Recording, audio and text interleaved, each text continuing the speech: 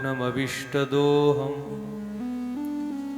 तीर्थास्पदं शिवविरिञ्चुनतं शरण्यम् भृत्यार्त्यहं प्रणतपाल भवाब्धिपोतम्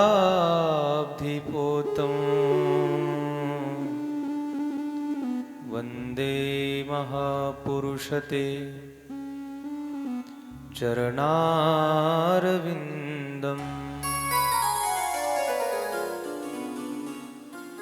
वंशी विभूषितकरान् नवनिरदाभा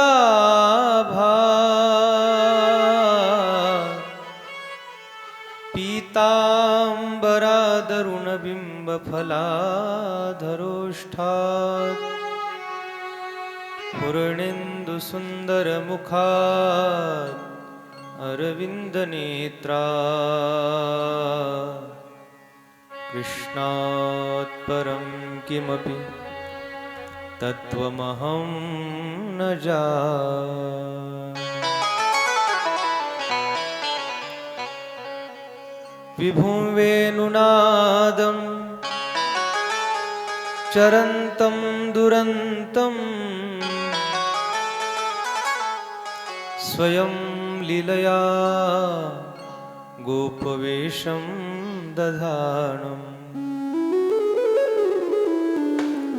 गवामृन्दकानन्दनं चारुहासं परब्रह्मलिङ्गं भजे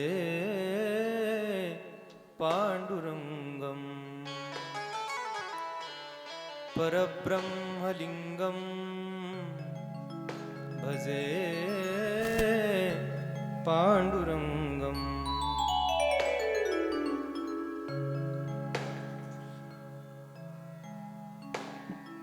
महायोगपीठे तटे भीमरथ्यां वरं पुण्डरीकाय दातुं मुनीन्द्रैः समागत्य तिष्ठन् तमानन्दकन्दं परब्रह्मलिङ्गं भजे पाण्डुरङ्गं परब्रह्मलिङ्गं भजे पाण्डुरङ्गं परब्रह्मलिङ्गं भजे पाण्डुरङ्गं। सर्वांनी टाळी वाजवा, भजन करा. हरि बोल.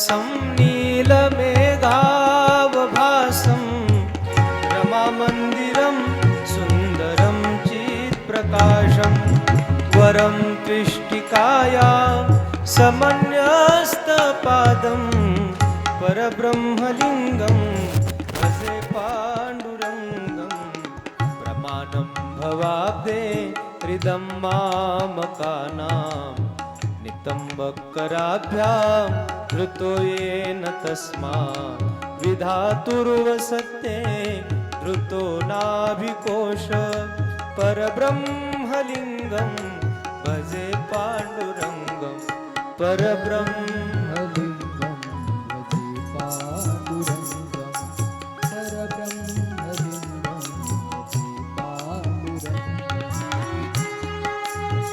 हरि बोल.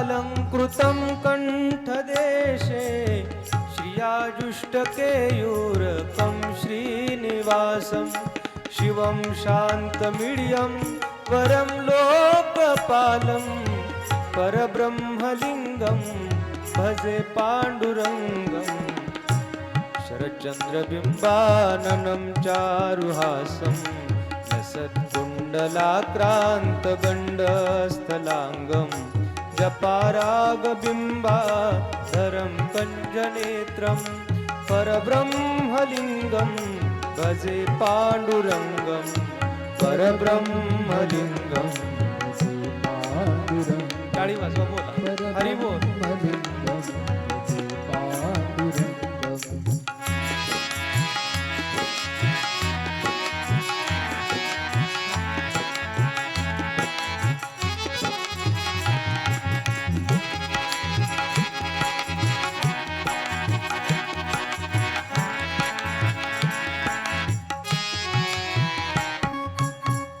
किरीटोज्ज्वलत् सर्वदिक्प्रान्तभागं सुरैरर्चितं दिव्यरत्नैर्नर्घै त्रिभङ्गाकृतिं बर्हमाल्यापतंसो परब्रह्मलिङ्गं भजे पाण्डुरङ्गं विभुं वेणुनादं चरन्तं दुरन्तं स्वयं लीलया गोपवेशं दधानं गवां वृन्दका नन्दनं चारुहासं परब्रह्मलिङ्गं भजे पाण्डुरङ्गं परब्रह्मलिङ्गं परब्रह्मलिंगम भजे पांडुरंगम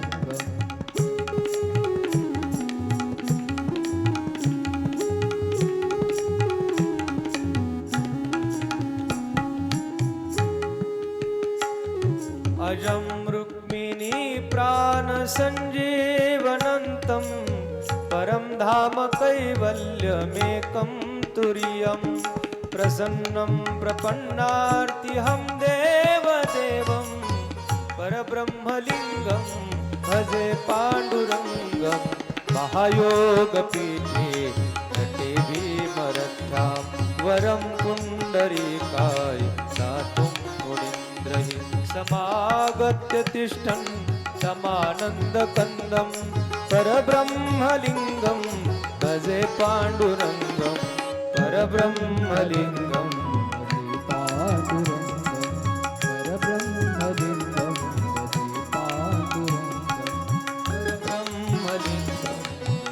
पांडुरंगम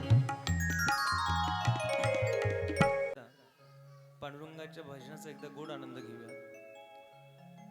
रामकृष्ण हरी विठ्ठल केशवा रामकृष्ण हरी विठ्ठल केशवा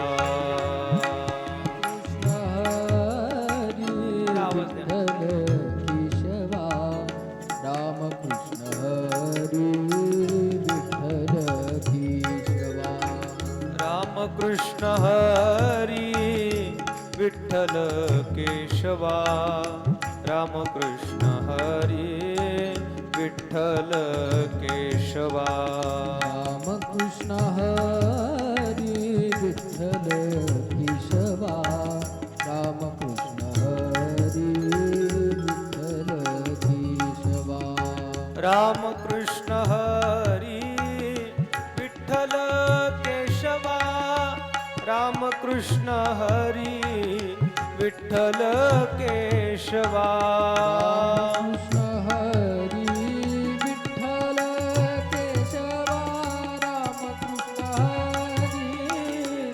विठ्ठल केशवा रामकृष्ण हरी विठ्ठल केशवा रामकृष्ण हरी विठ्ठल केशवा रामकृष्ण हरी विठ्ठल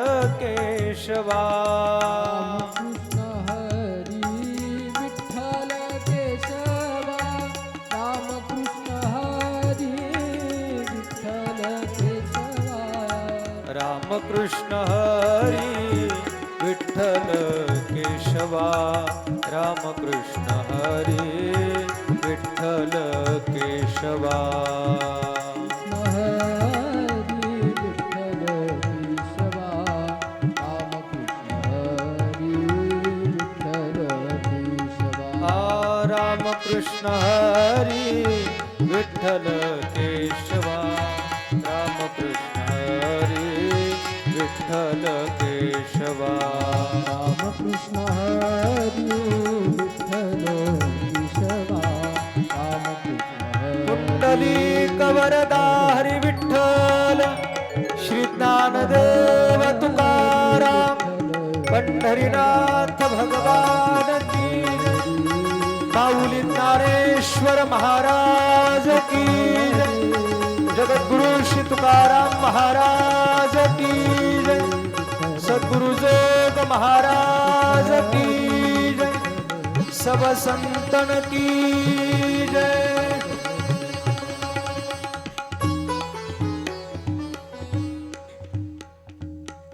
कृष्ण हरी विठ्ठल केशवा राम कृष्ण हरी विठ्ठल केशवा।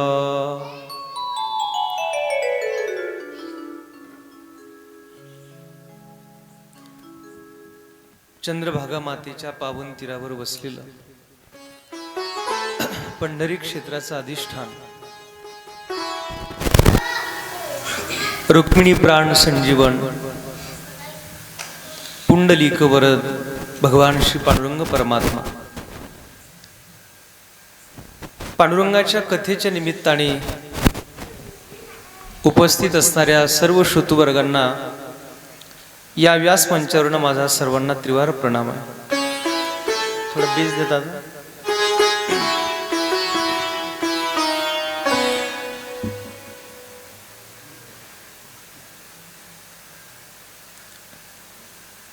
श्री क्षेत्र उपरी तालुका पंढरपूर या गावामध्ये गेल्या अनेक वर्षापासून या सप्ताहाच्या निमित्ताने वेगवेगळ्या कथा आपण ऐकत आलेलो आहोत। कधी शिव महापुराण कथा ऐकली आहे, कधी भागवत कथा ऐकल्यात, कधी रामकथा ऐकली आहे। वेगवेगळ्या कथा आपण श्रवण केलात। या वर्षी आपल्या ग्रामस्थांनी एक नवीन उपक्रम या ठिकाणी राबवलेला आहे आणि तो उपक्रम म्हणजे श्री विठ्ठल कथा आहे। खरं म्हणजे रामकथेचा ग्रंथ रामायण आहे। विठ्ठल कथेचा प्रमुख असा ग्रंथ कोणता असा प्रश्न अनेकांना पडतो। जसं भागवत कथेला भागवत ग्रंथ आहे, रामकथेला रामायण आहे, शिव महापुराणाला शिव महापुराण आहे। तर मग ही श्री विठ्ठल कथा नेमकी कोणत्या ग्रंथातली आहे? पांडुरंग परमात्मा जो विटेवर उभा आहे तो नेमका का? कटेवर त्याचे हात आहेत ते का? पुंडलिकाचं निमित्त करून पांडुरंग परमात्मा पंढरपुरात दाखल झाला।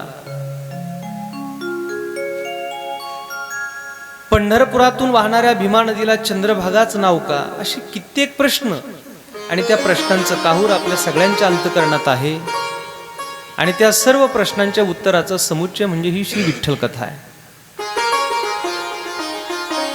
खरं म्हणजे एका विशिष्ट ग्रंथात ही कथा आलेली नाहीये, अनेक ग्रंथाच्या संदर्भातून ही कथा तयार केली गेलेली आहे। या पांडुरंगाचं महात्म्य कधी पद्मपुराणात आलंय, कधी विष्णू पुराणात आलंय, तर कधी स्कंद पुराणात आलंय आणि या सगळ्या पुराणाचा संदर्भ नामदेव महाराजांनी, तुकोबारायांनी, निळोबारायांनी या सगळ्या संतांनी घेऊन आपल्या अभंग गाथेमध्ये जी काही पंढरपुराच्या संबंधाने ज्या काही रचना केल्या त्या संपूर्ण रचनेचं एकत्रितकरण म्हणजे ही श्री विठ्ठल कथा आहे।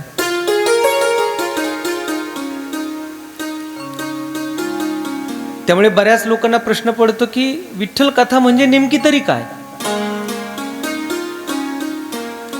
त्याचा असा विशिष्ट एखादा ग्रंथ नाही, अनेक ग्रंथाच्या संदर्भातून ही कथा मी आपल्या पुढ्यात सादर करतोय। आपल्या या उपरी नावाच्या गावात या विठ्ठल कथेच्या निमित्ताने आज पहिल्या दिवसाच्या निमित्ताने आपण सर्वजण या ठिकाणी उपस्थित आहोत।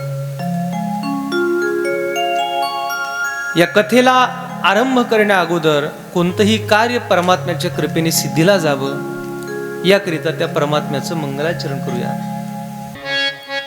परमात्म्याच्या नामचिंतनाने, भगवंताच्या मंगलाचरणाने या कथेची आपण सुरुवात करत आहोत. आजचा आपला हा कथेचा पहिला दिवस आहे आणि पहिला दिवस म्हटलं की कार्यकर्त्यांची फार धावपळ असते. सगळं नियोजन करताना काही चुका असतात, त्या दुरुस्त करण्याकरता पहिला दिवस जाऊच द्यावा लागतो राजाराम भाऊ. आणि म्हणून आमच्या सर्व गावकऱ्यांनी, ग्रामस्थांनी, माता माऊली असतील, पुरुष मंडळी असतील, लहान थोरांनी, सगळ्यांनी या गोड उत्सवाचा आनंद घेण्याकरता याचं आयोजन केलेलं आहे. सर्वप्रथम आपल्या सर्वांना दिवाळीच्या हार्दिक शुभेच्छा. दिवाळीचा पाडवा आहे आणि हिंदू धर्म संस्कृतीमध्ये आपल्या सणांना फार महत्त्व आहे. आपला कोणताही उत्सव जो आहे, कोणताही सण आहे,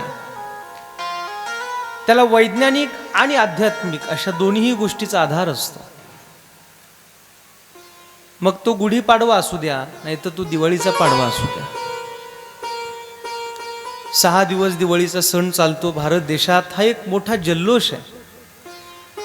मग फटाक्यांची आतिषबाजी असेल, आमच्या अंगणातली रांगोळी असेल, गाईच्या शेणांनी टाकलेला सडा असेल, घरातलं गोडधोड स्वयंपाक असेल, या सगळ्यांच्या पाठीमागे वैज्ञानिक आणि आध्यात्मिक सुद्धा कारण आहे. आणि असा हा दिवाळीचा सण जो आपण सर्वजण या ठिकाणी भारतवर्षात संपन्न करतोय. दुर्दैवाने काही लोकांना हा दिवाळीचा आनंद नाही घेता आलेला, हे पण लक्षात घ्या. मराठवाड्याची जर आपण परिस्थिती बघितली एकंदरीत, तर भयानक पूरग्रस्त परिस्थिती होऊन गेली आहे.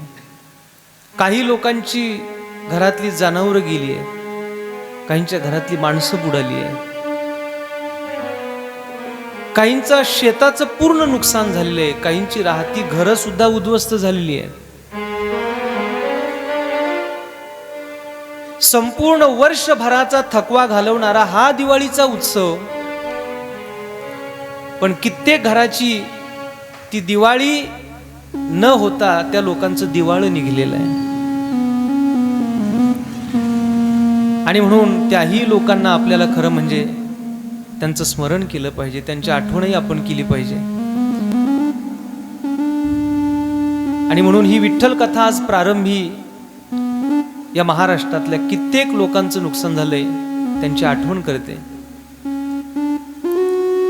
वसुबारस, धनत्रयोदशी, नरक चतुर्दशी, लक्ष्मीपूजन, पाडवा आणि भाऊबीज असा हा 6 दिवस चालणारा उत्सव आहे. भगवान श्रीकृष्ण परमात्म्याने अंधश्रद्धेतून श्रद्धेकडे लावलेला समाज. पाऊस कोण पाडतो म्हटलं, इंद्र पाडतो. म्हणून गोकुळवासीय लोक इंद्राची पूजा करायची. कृष्णाने सांगितलं हे चुकीचं आहे. पाऊस इंद्र नाही पाडत, पाऊस हा गोवर्धनामुळे पडतो. म्हणून इथून पुढे आपल्याला इंद्राची पूजा न करता आपल्याला गोवर्धन नाथाची पूजा केली पाहिजे. सगळ्या गोकुळातल्या लोकांना कृष्ण परमात्म्याने एकत्र केलं आणि सगळ्यांना घेऊन भगवान कृष्ण परमात्मा गोवर्धन नाथाच्या पूजेकरिता गेले. जाणवले इंद्रा चरित्र सकळ, वाकुल्या गोपाळ दाविताती. आणि सगळ्या गोपाळांनी इंद्राला वाकुल्या दाखवल्या. अरे म्हटले, आज तुझी पूजा नाहीये, आज गोवर्धन नाथाची पूजा आहे. रागवला इंद्र, खवळला इंद्र. आणि रागवलेल्या इंद्राने मेघाला आज्ञा दिली आणि सांवर्तक नावाचा मेघ पावसाचा वर्षाव करू लागला. सांवर्तक नावाचा मेघ म्हणजे ते स्पेशल दल होतं जे गोकुळाला बुडवण्याकरता सुरू झाला होता तो पाऊस. शिळा ऐशा धारी वरुषाला आकांत. पावसाची एक एक धार म्हणजे मोठमोठ्याल्या शिळांप्रमाणे पडत होती. आणि असा धोधो धोधो पाऊस सुरू झाला आणि संपूर्ण गोकुळाला उद्ध्वस्त करण्याकरता इंद्राने पाऊस पाडायला सुरुवात केली. तेव्हा भगवान कृष्ण परमात्म्याने सगळ्या गोकुळातल्या लोकांना सांगितलं, काळजी करू नका, माझा गोवर्धननाथ भगवान आपल्या सगळ्यांची काळजी घेतोय. आणि कृष्ण परमात्म्याने सगळ्या गोपाळांना सांगितलं, या पर्वताला हात लावा, ज्या गोवर्धन नाथाची आपण पूजा केली त्याला हात लावा. आणि परिणाम पर्वतासी हात लाविला अनंते तो जाय वरते आपोआप. कृष्ण परमात्म्याचा हात लागला आणि पर्वत वर गेला. धोधो धोधो वरून पाऊस पडतो आहे, विजांचा कडकडाट, ढगांचा गडगडाट. आणि अशा परिस्थितीत कृष्ण परमात्म्याने उचललेल्या गोवर्धननाथाच्या खाली विसाव्या करता सगळ्या गायी, वासर, गोपाळवासीय, गोकुळवासीय लोक आले. तेव्हा गायी आणि वासरांचं पूजन आणि गोवर्धननाथाचं पूजन या सगळ्या गोकुळातल्या लोकांनी केलेलं आहे. म्हणून कृष्ण परमात्मा गायी आणि वासरू यांचं पूजन, त्याचा दिवस म्हणजे वसुबारस आहे. त्यानंतर येतो धनत्रयोदशी.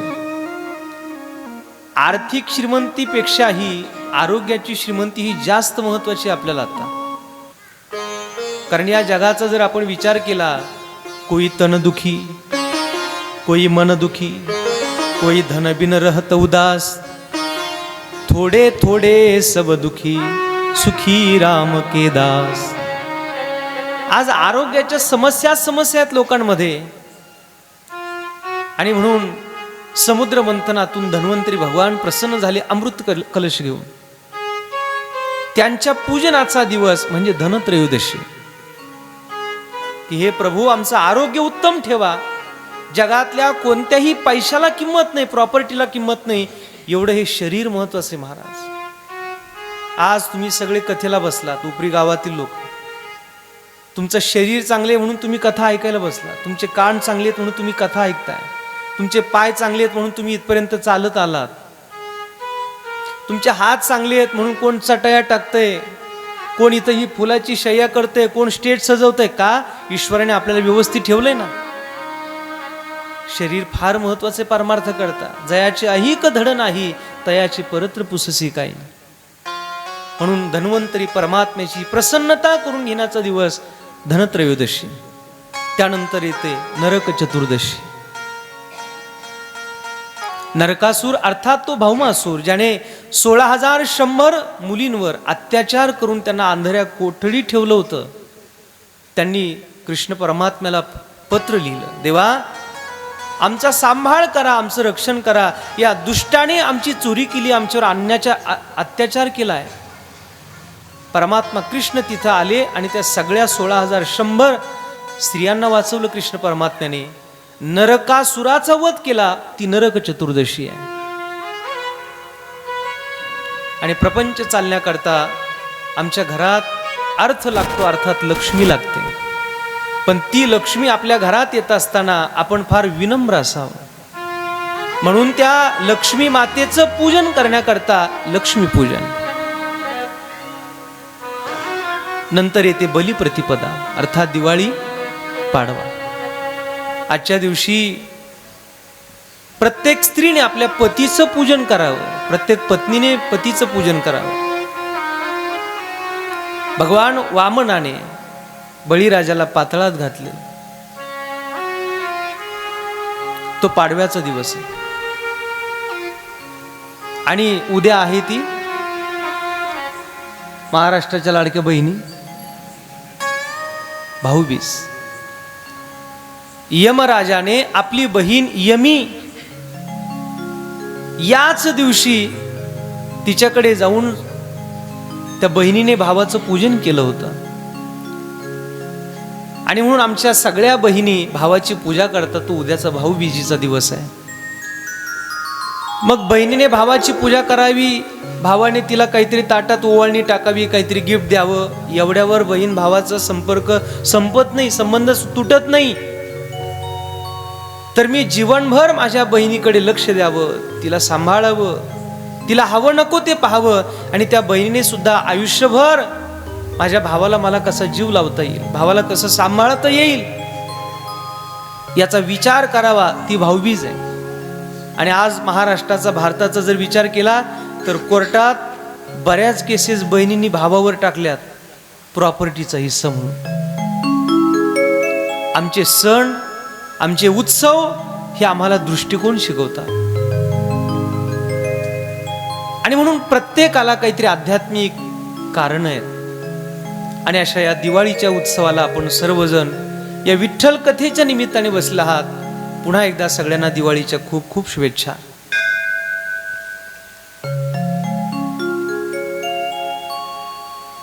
पंढरपुरात सुद्धा दिवाळी फार आनंदात संपन्न झाली.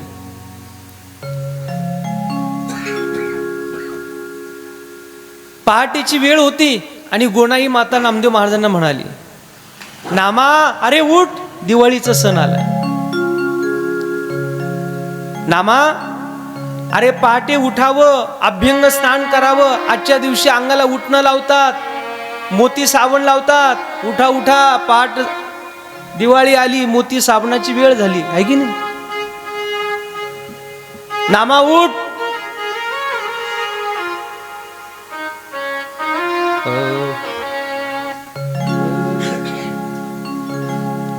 सण दिवाळीचा आला हो, सण दिवाळीचा आला. सण दिवाळीचा आला, सण दिवाळीचा आला. सण दिवाळीचा आला, सण दिवाळीचा आला. सण दिवाळीचा आला, सण दिवाळीचा आला. नामा राऊळासी, नामा राऊळासी, राऊळासी गेला, हाती धरोनी देवासी, हाती धरोनी देवासी, हाती धरोनी देवासी. मारा गुळासी गेला,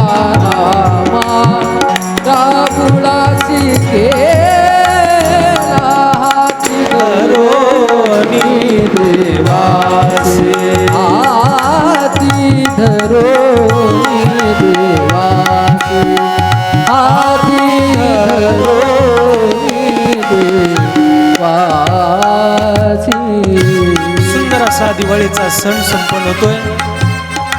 गोनाई मातेने नामदेव महाराजांना उठवलं, नामा उठ, अरे दिवाळीचा सण आलाय, पहाटचं स्नान करायचंय. लाडू, करंजा, शंकरपाळे सगळे सुंदर पदार्थ आता खायचे. आई अगं एवढं सगळं गोडधोड जेवण होणार आहे, एवढा सुंदर फराळ होणार आहे, मग आई आपण एकट्यानेच कसं खायचं ग? मग काय इच्छा आहे तुझी नामा? आई देवाला आणतो, देवाला दिवाळीला. आपल्या उपरीच्या कोणाला लोकांना वाटले का देवाला सणाला बोलू? आपल्या घरात पाहुण्या रावळ्यांना आपण बोलावतो, पण देव आपल्या घरात सणाला यावा हे कोणाला वाटतं? 5 वर्षाचं कोळ वय नामदेव महाराजांचं. आई मी देवाला आणतो, आणि नामदेव महाराज पांडुरंगाच्या रावळात आले. देवा चला माझ्या घरी, देवा माझ्या घरी दिवाळी आहे, आणि आईने उठणं आणलंय, दिवाळीचे फराळ बनवले, तुम्हाला स्नान घालायचंय, तुम्हाला जीव घालायचंय, चला माझ्याकडे दिवाळीला. चला आमुच्या, चला आमुच्या, आमुच्या घरासी, हाती धरोनी देवासी, हाती धरोनी देवासी, हाती धरोनी देवासी.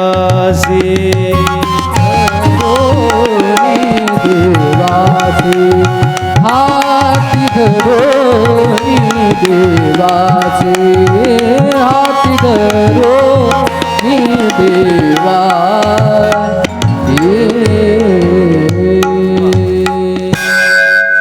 अतिशय बालवयामध्ये पांडुरंगा तू माझ्या घरी दिवाळीला चल, काय भाव असेल महाराज नामदेव यांचा. परमात्मा उभा आहेत विटेवर, कटेवर हात आहेत. नामदेव महाराजांकडे पाहतात कुतूहलाने. नामा, अरे असं दिवाळीला चल म्हटल्याने कुठं मला दिवाळीला येत असतं का? देवा, श्रीमंताच्या घरी जात असाल, बहुतेक माझं घर गरीब आहे म्हणून येत नसाल. नामा, अरे असं नाही बाबा. अरे भक्तासाठी तर मला वाटेल तिथं जावं लागतं, पण तू बघ आज मी इथं विटेवर उभा आहे, कटेवर हात आहेत माझे. मी जर तुझ्या घरी दिवाळीला येईल तर मग इथं कोण उभा राहणार आहे? नामदेव महाराज लहान आहेत. लगेच म्हणले, देवा एक काम कर, तू घरी जा दिवाळीला, मी तुझ्या जागेवर उभा राहतो. नामा, अरे हे एवढं पाहिजे तितकं सोपं नाहीये. का सोपं नाही देवा? उतरा खाली, मी उभा राहतो. देवाला फारच हसायला आलं. म्हणले बघ बरं. हो म्हणले, देवा मी उभा राहतो. देवालाही वाटलं नामदेव याची गंमत कराय. पांडुरंग परमात्मा विटेवून खाली उतरले. नामदेव यांना सांगितलं, राहतो उभा. म्हणले हो. देवाने स्वतःचा पितांबर नामदेव यांना नेसवला. गळ्यातल्या माळा वगैरे नामदेवरांच्या गळ्यात टाकल्या. डोक्यातला मुकुट नामदेव महाराजांना परिधान केला. नामदेव महाराज आणि पांडुरंग दोन दिसतच नव्हते, अगदी सारखे दिसायला लागले. आणि नामदेव महाराज विटेवर गेले. समचरण धारण केले. सांगितलं आता हात कटेवर ठेवायचे. नामदेव महाराजांनी हात कटेवर ठेवले आणि जाताना काही सूचना करून गेलेत. जशा आता कथा झाल्यावर मी तुम्हाला सूचना करूनच जाणार आहे. माझं खरं म्हणजे या उपरी गावात जी येणं झालं ना, ते माझे मित्र बसलेत पुढे. आमचे रामेश्वर महाराज जाधव, पंढरपूरला त्यांची वारकरी शिक्षण संस्था आहे. आणि दुसरे मला वाटतं खंडागळे महाराज, बरोबर ना राजराम भाऊ? या दोन महाराज मंडळींच्या मुळे मला इथं या गावात येण्याचा योग आला. आपण फार प्रेमळ आहात, आपण फार भावूक आहात. आपल्या या सश्रद्ध अंतकरणाला खरं तर माझा प्रणाम. पण ज्या काही त्रुटी आहेत त्या आम्ही आपल्या लक्षात आणून देऊ. कारण माझी कलाकार मंडळी, गुणवान मंडळी, फार श्रीमंत कथेत आनंद देणारी घेणारी मंडळी आहे. इकडे कीबोर्डला जे आहे ते हरिभक्ती परायण निळकंठ महाराज काष्टे, जे महाराष्ट्रातल्या सुप्रसिद्ध कथाकारांना साथ करतात, त्यांच्यासाठी छान टाळी होऊ द्या.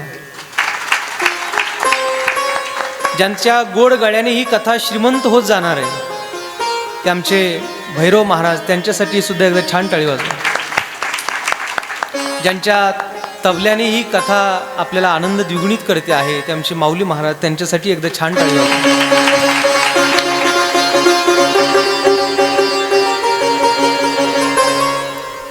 साऊंड छान लावलाय पण काही त्रुटी आहेत.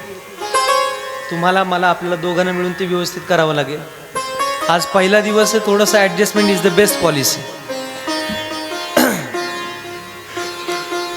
नामदेव महाराज उभा राहिलेत आणि पांडुरंग परमात्मा सूचना करत आहेत. नामा, आता पहाटेच्या वेळेला काकड्याला महाद्वार उघडलं जाईल, ब्राह्मण मंडळी येतील आणि मग काकड आरती सुरू होईल. रूप पाहता लोचनी सुख झाले ओ साजनी, तो हा विठ्ठल बरवा, तो हा माधव बरवा. एग एग विठाबाई माझे पंढरीचे आई, भीमानी चंद्रभागा तुझ्या चरणीची गंगा. सुंदर ते धानु भेविटेवरी करकटावरी ठेवून या, नको ब्रह्मज्ञानात्मस्थिती भाव मी भक्त तू देवायसे करी. उंचनीच काही नेने भगवंत दिष्टे भाव भक्ती देखून या. पुण्यवंत व्हावे घेता सज्जनाची नावे, उठा उठा प्रभात झाली चिंता श्री विठ्ठल माऊली. दिनजनाची सावली येई धावुनी स्मरताची, तुझे निढळी कोटी चंद्र प्रकाशे, कमल नयन हास्यवदन हासे. योगिया दुर्लभ तो म्या देखिला साजनी. मी कोणकोणते अभंग म्हणले तर कोणते सोडलेत काकड्यावाल्याच्या लक्षात आले. योगिया दुर्लभ तो म्या देखिला साजनी. पाहता पाहता मनान पुरे धनी. नामदेवा, अरे असा काकडा आरती सुरू होईल आणि काकडा झाल्यानंतर सुंदर असा लोण्याचा प्रसाद तोंडाला लावतात. तुझ्या तोंडाला पाणी सुटेल, खायचं नाही. थोडीशी जीभ बाहेर काढून चाटायचं सुद्धा नाही. त्या भिवंडीला एक संत झालेत, शांताराम भाऊ महाराज जयवंत, बरं का, रामेश्वर महाराज. त्यांच्या परंपरेमध्ये फार गोड अभंग म्हणतात. तू खायबा साखर लोणी माझी बाळा गा, तू खायबा साखर लोणी माझी बाळा गा, माझी बाळा माझी बाळा माझी बाळा माझी बाळा माझी बाळा गा. कृष्णा तू खायबा साखर लोणी माझी बाळा गा. आणि असा सुंदर लोण्याचा प्रसाद कृष्णाच्या तोंडाला लावतात. स्वतः देव सांगतो नामदेव यांना, लोण्याचा प्रसाद तोंडाला लावतील पण खायचा नाही. नंतर पेढा तोंडाला लावतील, खायचा नाही. सगळ्या सूचना दिल्या आणि पुन्हा सांगितलं, जर एखादी माशी आली आणि जर पेढ्यावर बसली तर तुला वाटेल आता माशी हाकलावी का काय, हात वर घ्यायचा नाही. अटेन्शन, 2 हात जे कटेवर आहेत ते हल्ले नाही पाहिजेत. जर बुक्का लावताना डोळ्यात गेला तर पापणी हलवायची नाही. अंग थरथर कापायचं. नामदेवराय म्हणले, देवा एवढं अवघड आहे? म्हणले, मग मी उगाच सहन करतोय का? अरे पण मग कशासाठी उभा राहिला? म्हणले, त्या पुंडलिकाचे उपकार आहेत, तया पुंडलिके केला उपकार, त्याच्यासाठी उभा आहे. बर ठीक आहे देवा, राहतो म्हणले उभा. आणि नामदेव महाराज उभा राहिले, सुंदर दिसायला लागले. आणि स्वतः पांडुरंग परमात्मा नामदेव महाराजांच्या घरी दिवाळी करता आले.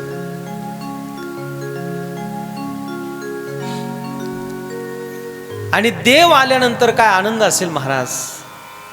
असा दिवाळीचा सण यावा आणि स्वतः विटेवरच्या मालकाने आपल्या घरात दिवाळीच्या निमित्ताने यावं, केवढा आनंद असेल महाराज. युगानुयुगे लोक तपस्या करतात, साधना करतात, पुण्य कमवतात. परमात्म्याचं दर्शन आम्हाला दुर्लभ आहे. नामदेव महाराजांचं काय भाग्य असेल, स्वतः देव दिवाळीच्या सणाला घरात आला. गोणाई मातेने पाठ टाकला, देवा या, देवा बसा. विटेवरच्या मालकाला बसवलं. गरम पाणी केलं होतं, गरम पाण्याने पांडुरंगाला स्नान घातलं. उठणं अंगाला लावलं. काय जी परिस्थिती असेल नामदेव महाराजांच्या घरातली, त्यानुसार परमात्म्याची सगळी सोय चालली आहे. आणि देवाला जेव्हा आंघोळ घातली जाते ना महाराज, गोणाई माता, दामू शेट्टी जेव्हा आंघोळ घालतात तेव्हा देव स्वतःच्या घरातली दिवाळी समृद्ध करण्याकरता सगळी लोक प्रयत्न करतात. जगाची दिवाळी चांगली व्हावी म्हणून विश्वाचा मालक परमात्मा रोज सगळ्यांची काळजी घेतो. पण त्या देवाला दिवाळी करता घरी बोलवावं ही इच्छा मात्र या जगात फक्त नामदेव महाराजांना झाली. मनुष्यानाम सहस्रेषु कश्चित यतती सिद्धये. हजारो लाखो कोट्यावधी मधून कुणीतरी असा एखादाच असतो महाराज का ज्याच्या घरात देवाला दिवाळीला बोलावलं जातं. आणि मग सुंदर असं स्नान देवाचं झालं. गोनाईने उठणे केले, दामा शेटीने न्हाणिले. स्नान झालं. देवाचं अंग पुसण्याकरता त्या घरात काही रेशमी वस्त्र आहेत का आपल्या घरातल्यासारखा टॉवेल आहे? काय होतं महाराज?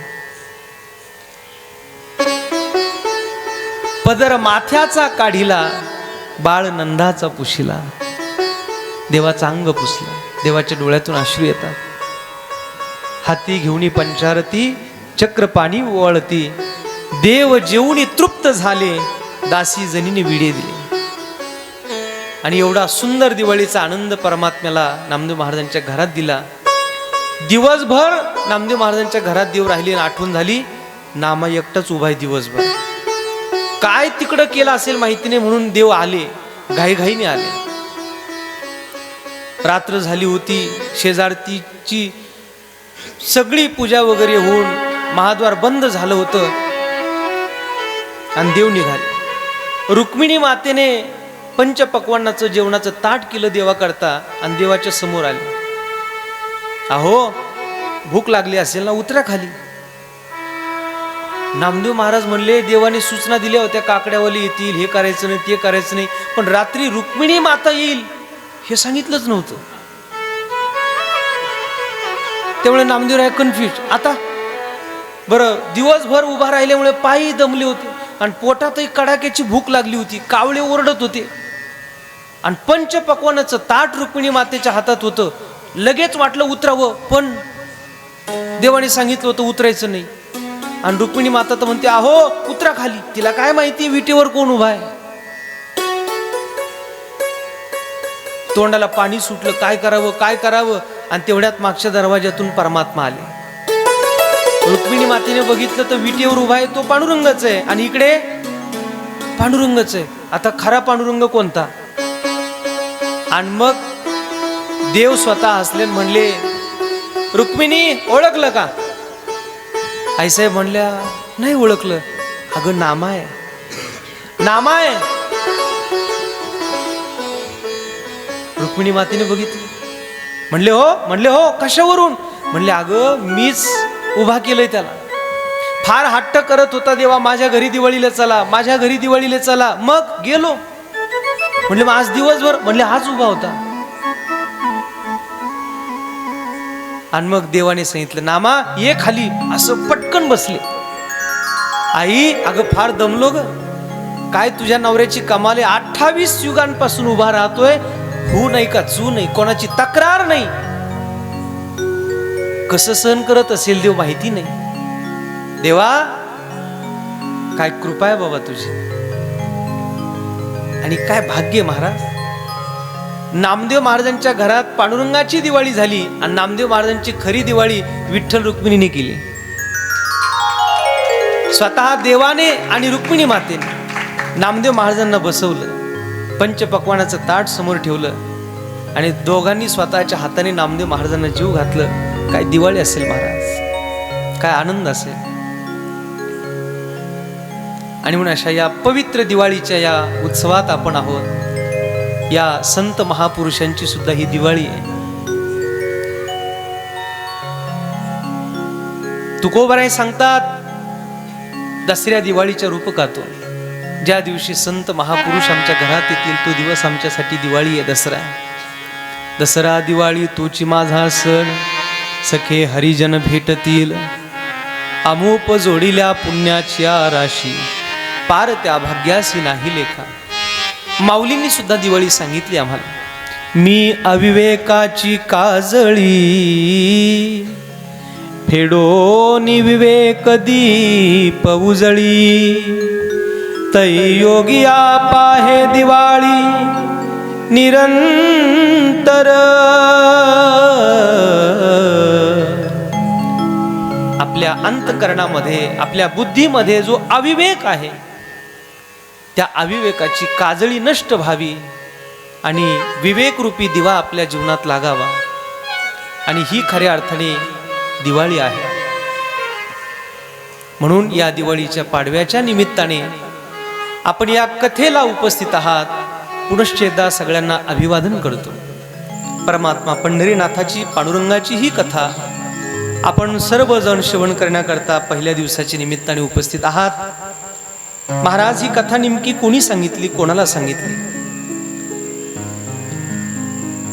या कथेचा संदर्भ नेमका कोणता. पद्मपुराणामध्ये 32 अध्याय पांडुरंग महात्म्याचे आलेले आहे. विष्णू पुराणामध्ये 6 अध्याय या पांडुरंग महात्म्याचे आलेली आहेत.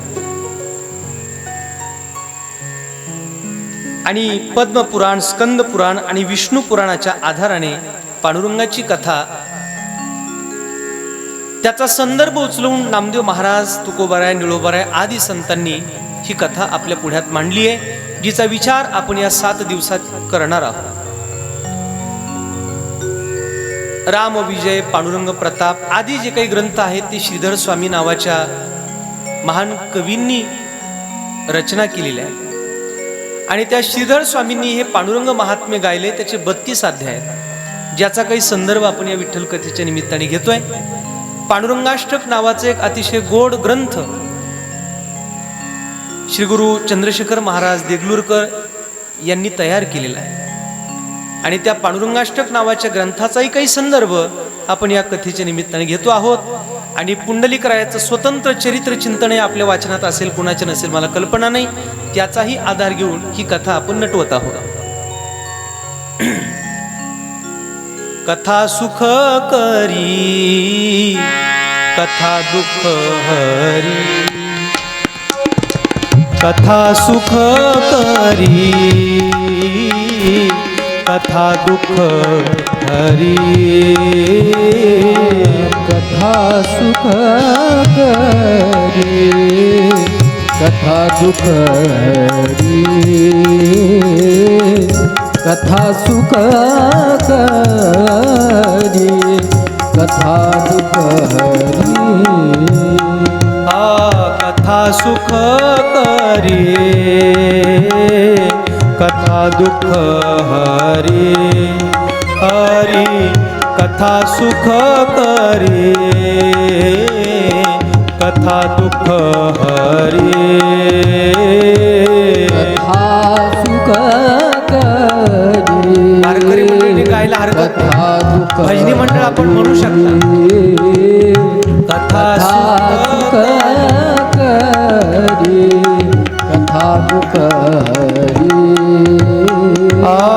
कथायाची बरी कथायाची बरी विठोबाची कथा सुख करे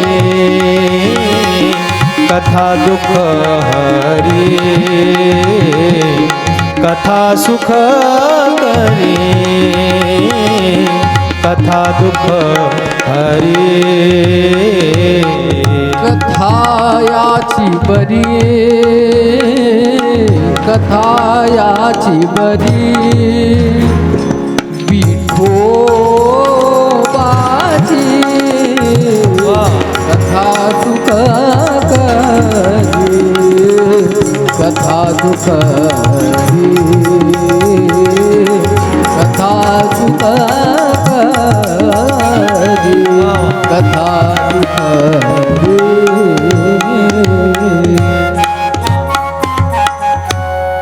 महाराज काय करते पांडुरंगाची कथा? ही कथा आम्ही का श्रवण करावी? कारण ही कथा आम्हाला सुख देणारी कथा आहे. संसारातल्या अनेक दुःखांनी माणूस ग्रसित आहे. पंची जरी सुख जोडे तरी का सेविती गिरीकडे, राज्य टाकून गेले थोडे ते काय वेडे म्हणावे.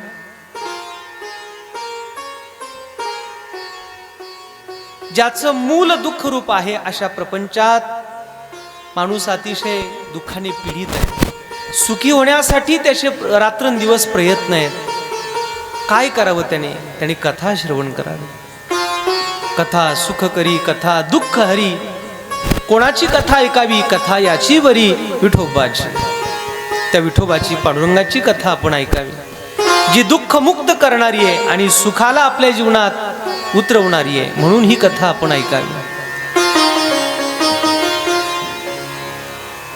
परमात्म्याने जी अनेक अवतार धारण केले, कत्स्य मत्स्य वराह वामन परशुराम नरसिंह रामकृष्ण बौद्ध आणि कलंकी,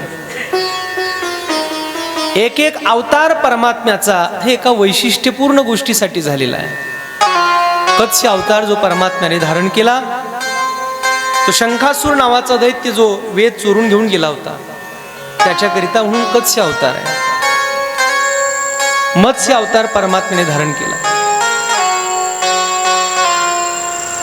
परमात्म्याच्या प्रत्येक अवताराचं काहीतरी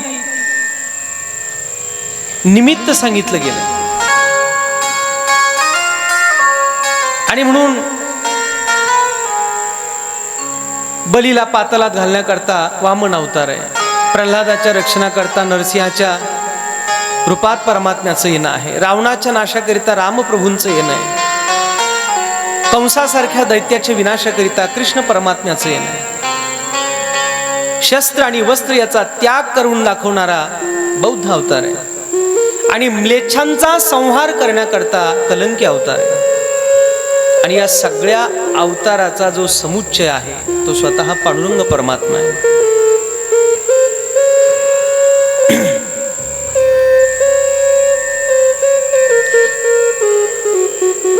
आणि म्हणून त्या परमात्म्याची कथा आम्ही श्रवण करतो आहोत. 88,000 ऋषी मुनी एकत्र बसलेले आहेत, ज्यांचं जीवनच कथा आहे. कथेशिवाय जे काही ऐकतच नाहीयेत असे 88,000 ऋषी मुनी बसले होते. आणि त्यांना स्कंद पुराण, स्कंद भगवंत सांगत होते. ज्यांचे कान फक्त देवाची गुणवर्णन कथा ऐकण्याकरताच तयार झालेत, त्या 88,000 ऋषी आहेत. भागवतात सुद्धा ह्या 88,000 ऋषींच्या जोड्या आहेत.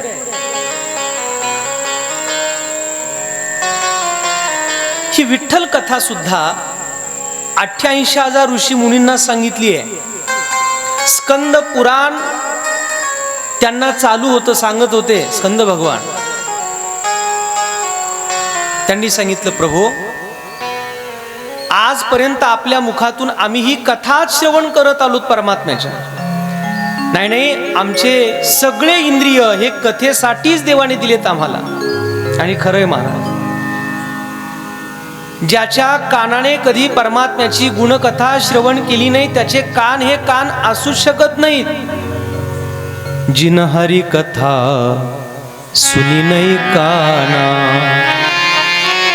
श्रवण रंध्र अहि भवन समाना.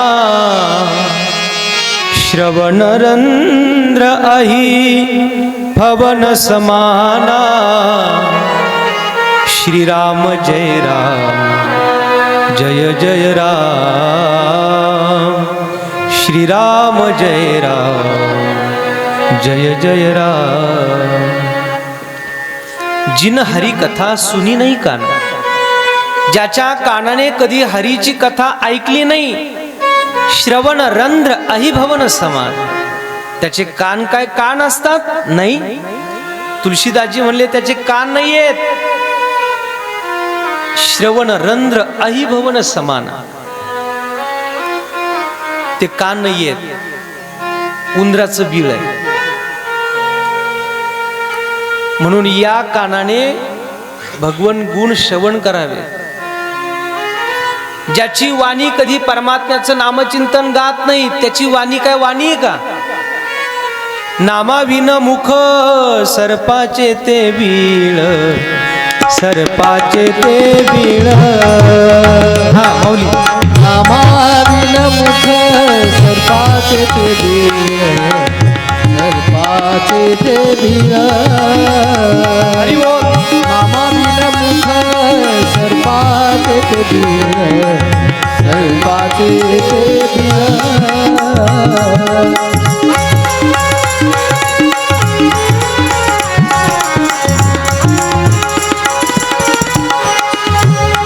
जिभेने भेकाळ सर्प आहे, जिभान भेकाळ सर्प आहे.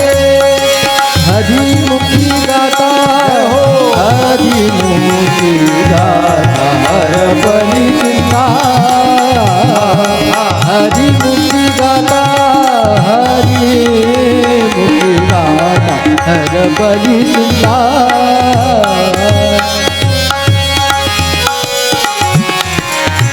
हरपली चिंता, हरिमुखी गाता, हरिमुखी गाता हरपली चिंता. हरपली चिंता.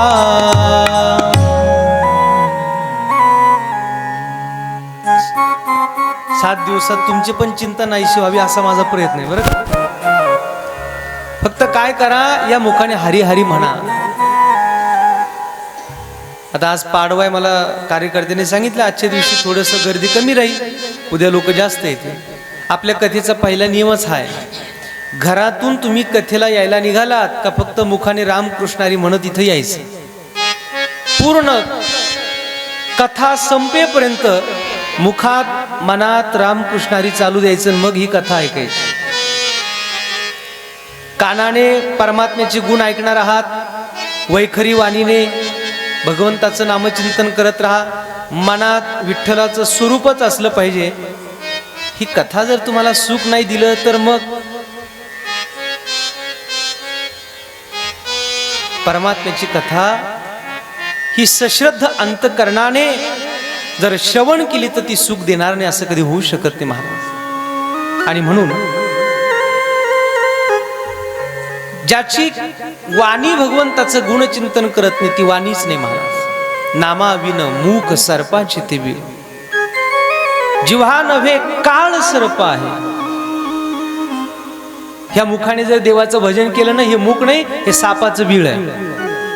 ह्या कानाने जर भगवंताचं गुणचिंतन ऐकलं नाही, हे उंदराचं बीळ आहे. काही संतांनी वर्णन केलंय. मला एकाने कीर्तनाला फोन केला. मी फोन उचलला, म्हणलं रामकृष्ण हरी. तर मला इथं येईपर्यंत आमचे भाऊ फोन करत होते राजा, रामकृष्ण हरी. ते म्हटले रामकृष्ण हरी. तुम्ही वारकऱ्याला कोणालाही फोन लावा, फोन उचलला की काय आवाज येतो, रामकृष्ण हरी जय हरी. जेवढे कॉल रिसिव्ह तेवढं नामस्मरण. मी त्याला फोन उचलला, म्हटलं रामकृष्ण हरी. तो समोरून कोण होता माहित नाही. तो म्हणे चायला कोणत्या तरी महाराजाला फोन लागला वाटतं, पंढरपूरकर.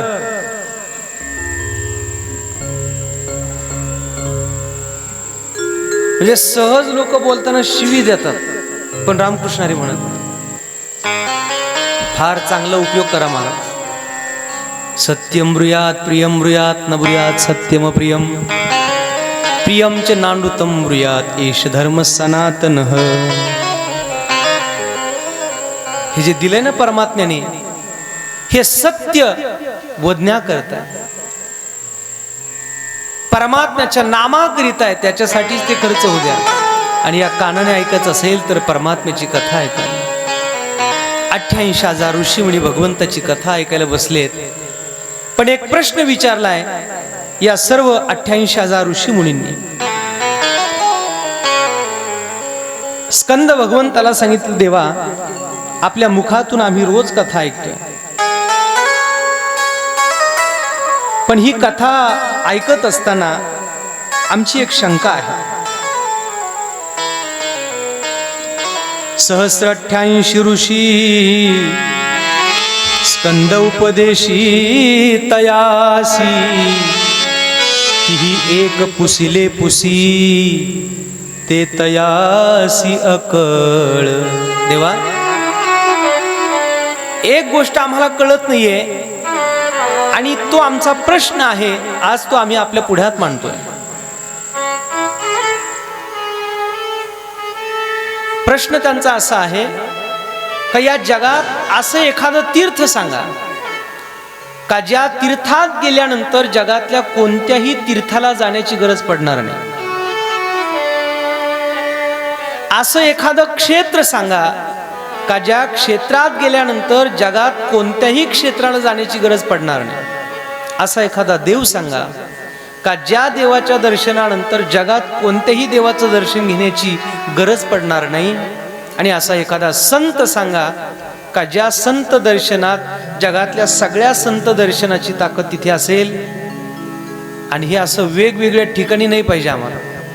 हे देव, संत, तीर्थ आणि क्षेत्र हे एकाच ठिकाणी पाहिजे. ते तीर्थ नुसतं तीर्थ नसावं तर ते तीर्थराज असावं. ते क्षेत्र नुसतं क्षेत्र नसावं तर तो क्षेत्रराज असावा. तो देव नसावा तो देवराज असावा. तो संत नसावा तो सगळ्या संतांचा संत असावा. आणि हे सगळं एकत्र ठिकाणी आहे असं आम्हाला एक कथा सांगा.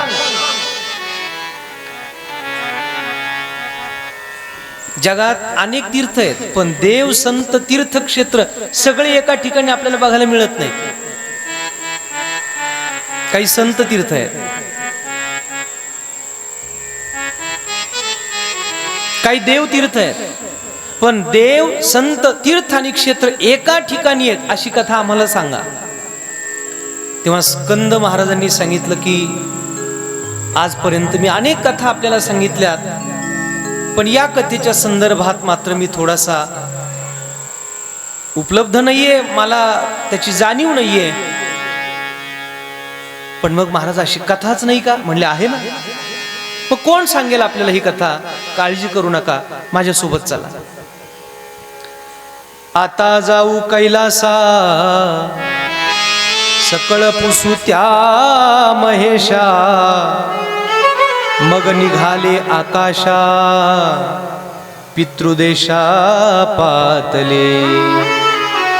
स्कंद भगवंताने 88,000 ऋषीमुनींना पितृदेशा म्हणजे स्वतःच्या वडिलांच्या भूमीत आणलं, म्हणजे कैलासावर भगवान शिवशंकराकडे आणलेलं आहे. भगवान शिवशंकर समाधीस्थ आहेत. ओम नमः शिवाय. ओम नमः शिवाय. ओम नमः शिवाय. ओम नमः पार्वती पते हर हर महादेव.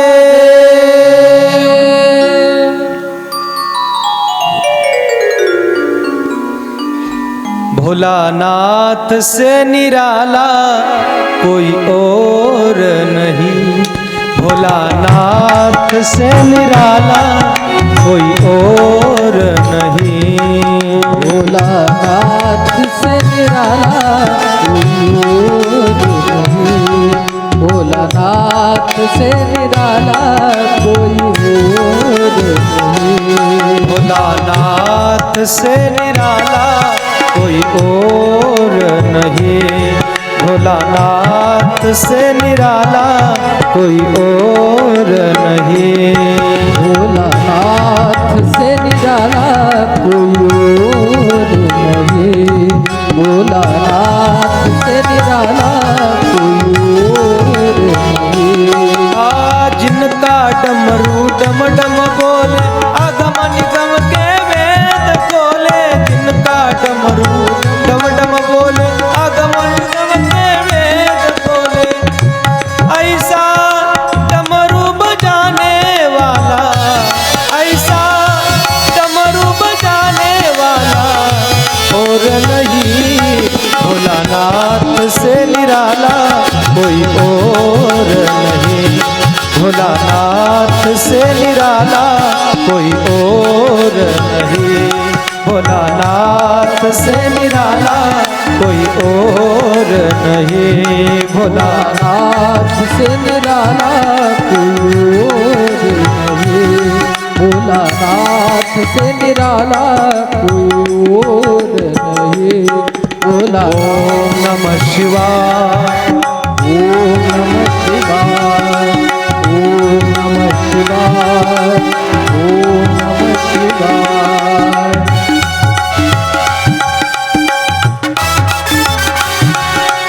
ओम नमः शिवाय.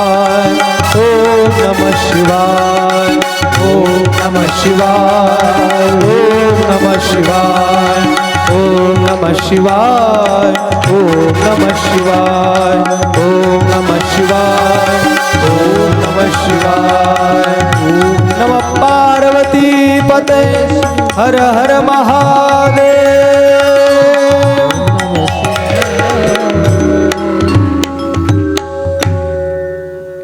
भगवान शिवशंकर समाधीस्थ अवस्थेत असताना 88,000 ऋषीमुनी त्या ठिकाणी एकत्र झाले. देवाने विचारलं कशासाठी आलात. स्कंदाने सांगितलं प्रभू या 88,000 ऋषीमुनीने मला एक प्रश्न असा उपस्थित केलाय. असा देव सांगा, असं तीर्थ सांगा, असं क्षेत्र सांगा आणि असे संत सांगा का ज्यांच्या दर्शनानंतर जगात कुठे जाण्याची गरज पडणार नाही आणि हे सगळे एका ठिकाणी असावे. त्या प्रश्नाचं उत्तर माझ्याकडे नाही, म्हणून मी आपल्याकडे या सगळ्यांना घेऊन आलोय. भगवान शंकर परमात्म्याने तेव्हा या सर्व 88,000 ऋषीमुनींना जी कथा सांगितली आहे ती विठ्ठल कथा आहे.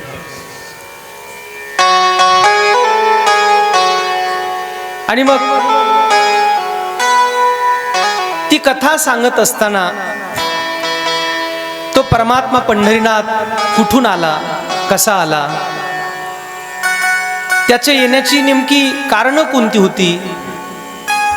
त्याच्यातलं एक कारण सांगितलंय ते पुंडलिक, दुसरं कारण सांगितलंय ते दिंडीराव नावाचा दैत्य, तिसरं कारण सांगितलंय रुक्मिणी रुसली आणि या अशा वेगवेगळ्या कारणासाठी परमात्मा पंढरीनाथ पंढरपुरात आलाय.